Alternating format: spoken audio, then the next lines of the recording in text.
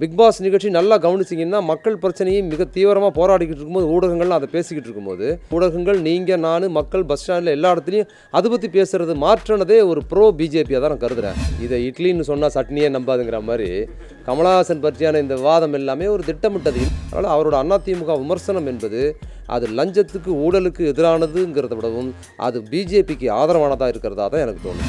அதிமுகவில் நடக்கிற கோஷ்டி விவகாரத்தை ரொம்ப பிரதானப்படுத்துறது, அதுக்கப்புறம் ரஜினிகாந்த் செய்தியை பிரதானப்படுத்துறது, கமல் பற்றி பேசுவதுங்கிறது என்னென்னா திமுகவை ஊடகங்கள் மக்கள் மத்தியில் பேசுவதிலிருந்து குறைக்கிற வேலை திட்டமாக தான் இருக்குது. இங்கே இருக்கிற பிஜேபி தலைவர்கள் தமிழ்நாட்டில் இருக்கிற தலைவர்களை இழிவாக பேசுறது, இங்கே இருக்கிற மக்களை இழிவாக பேசுவதுன்னு சொல்லி இன்னும் புது புது பிரச்சனைகளை கலப்பி விட்டு இங்கே இருக்கிற மக்களை நிம்மதியற்று தொடர்ந்து இங்கே பெரிய பிரச்சனைக்கு உருவாக்குறது பிஜேபி அரசு தான் செய்யுது.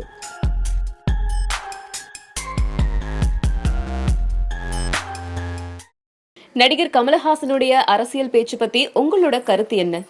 இன்றைக்கி தமிழ்நாட்டோட பிரச்சனை என்பது தமிழக அரசுங்கிறது செயல்படாத அரசாக இருக்குது. அது செயல்படுத்துகிற ஒரே விஷயம் பிஜேபி அரசோட விஷயங்களை தான் இங்கே செயல்படுத்துது. அப்போ தமிழக மக்கள் இன்றைக்கி தொடர்ந்து 6 மாதத்துக்கு மேலே தொடர்ந்து எதற்கு எதிராக போராடுறாங்கன்னு பார்த்திங்கன்னா தமிழக அரசுக்கு எதிராக கூட போராடல.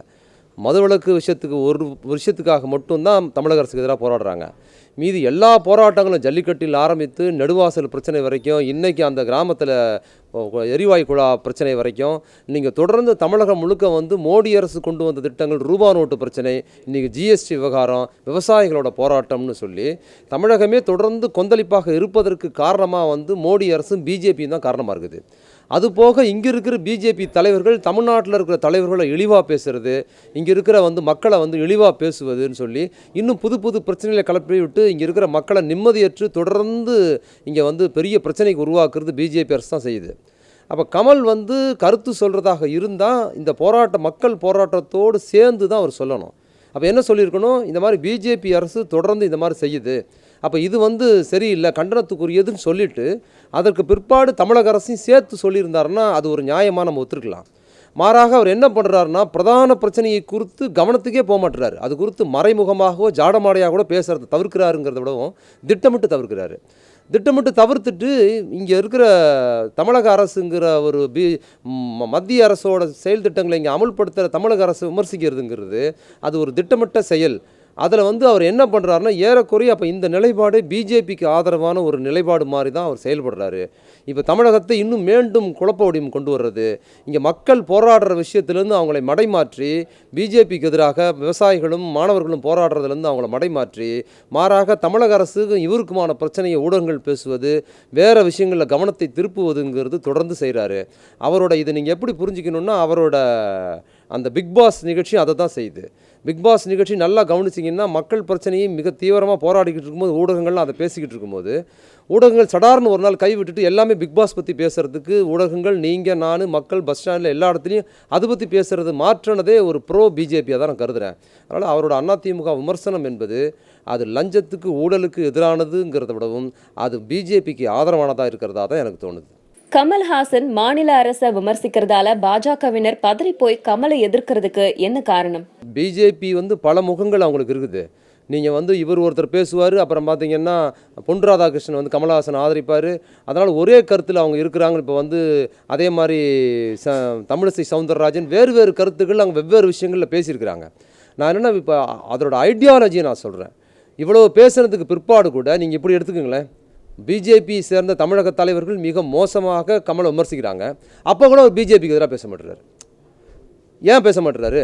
அப்போ பிஜேபி சேர்ந்தவர்கள் மிக மோசமாக, பிஜேபி சேர்ந்த தமிழக தலைவர்கள் மிக மோசமாக கமலை விமர்சிக்கிறாங்க. ஆனால் இப்போவாவது அவர் பிஜேபிக்கு எதிராக பேசுவார்னு பார்த்தா இப்பவும் பேச மாட்டுறாரு. அப்போ திட்டமிட்டு பார்த்தீங்கன்னா அவர் பிஜேபி விமர்சிக்கிறத தவிர்த்துட்டு அப்போ கமலை ஆதரவாகவும் எதிராகவும் ப்ரொமோட் பண்ணுறதுல தான் பிஜேபி இயங்கிறதா தான் தோணுது. இது மீண்டும் பிஜேபிக்கு எதிரான அரசியலை புறந்தள்ளிவிட்டு பிஜேபிக்கு ஆதரவாக மாற்றுவதற்கான ஒரு வேலை திட்டமாக தான் எனக்கு தோணுது. ரஜினிகாந்த் இந்து ஆதரவாளர் அப்படிங்கறதால அவரை பாஜக ஆதரிக்கிறதாகவும், கமலஹாசன் இந்து எதிர்ப்பாளர் அப்படிங்கறதால அவரை பாஜகவினர் எதிர்க்கிறதா சொல்றது உண்மையா? இதை இட்லின்னு சொன்னால் சட்னியே நம்பாதுங்கிற மாதிரி கமலஹாசன் பற்றியான இந்த விவாதம் எல்லாமே ஒரு திட்டமிட்டது. இன்னொரு விஷயம், அவர் திராவிட கழக தலைவர் வீரமணியோடு ஒப்பிட்டு பேசியிருக்கிறாரு. இன்றைக்கி வீரமணியும் கமலும் ஒன்று அப்படின்னு பேசியிருக்கிறாரு. ஆசிரியர் வீரமணி தொடர்ந்து பிஜேபியை தான் எதிர்க்கிறாரு. அவர் தொடர்ந்து பிஜேபிங்கிற மதவாத அரசு தமிழ்நாட்டை வந்து நிலைகுலைய வைக்குது, நீட் எக்ஸாமை குழி தோண்டி போச்சிருக்குதுன்னு சொல்லி தொடர்ந்து அதை அம்பலப்படுத்தி பேசுகிறாரு. அவரை கொண்டு வந்து கமலோட ஒப்பிட்டு பேசுவது என்பதே ஒரு தந்திரமானது தான். ஸ்டாலின் மதிப்பு குறைஞ்சதால கமலை வச்சு திமுக சரி செய்ய பாக்குதுன்னு அமைச்சர் ஜெயக்குமார் சொல்றது பத்தி நீங்க என்ன நினைக்கிறீங்க? அது அவங்களோட தனி. இதுக்கு முன்னால் அவங்க வந்து திமுக ஓபிஎஸ் பயன்படுத்துதுன்னு கூட தான் சொன்னாங்க. இப்போ ஓபிஎஸ்க்கும் திமுகவுக்கும் உறவாக இருக்குது. அந்தந்த நேரத்தில் இவர்கள் மாற்றி மாற்றி சொல்லிக் கொள்வது தான் கவனம் எடுத்துக்கிறாங்களே தவிர இது உண்மைக்கு வாய்ப்பு இல்லைங்கிறதும், ஏற்கனவே ஓபிஎஸ் திமுகவின் கையாளாக செயல்பட்டாருன்னு இவங்க சொன்னது பொய்யுங்கிறது இப்போ அவங்களே சொல்கிறாங்கல்ல. அவங்க பிரபலங்களை பயன்படுத்துகிற துணின்னு இருந்திருக்கோம். ஆனால் நான் என்ன நினைக்கிறேன்னு சொன்னால், இது எல்லாமே வந்து பிஜேபியை வந்து இங்கே அதுக்கு எதிரான போராட்டத்தை திசை திருப்புறது மட்டும் இல்லை, திமுக என்ற ஒரு மிகப்பெரிய கட்சி அடுத்த கட்சி ஆளுங்கட்சியாக வந்துடக்கூடாது, மக்கள் மத்தியில் அதை பற்றி பேச்சு இருக்கக்கூடாதுங்கிறதுக்காக தான் இந்த செயல்பாடுகள். தொடர்ந்து நீங்கள் பார்த்தீங்கன்னா அண்ணா திமுகவில் நடக்கிற கோஷ்டி விவகாரத்தை ரொம்ப பிரதானப்படுத்துறது, அதுக்கப்புறம் ரஜினிகாந்த் செய்தியை பிரதானப்படுத்துறது, கமல் பற்றி பேசுவதுங்கிறது என்னென்னா திமுகவை ஊடகங்கள் மக்கள் மத்தியில் பேசுவதிலிருந்து குறைக்கிற வேலை திட்டமாக தான் இருக்குது. இதை திமுக புரிஞ்சுக்கிட்டு செயல்படுறது நல்லதுன்னு நான் கருதுகிறேன்.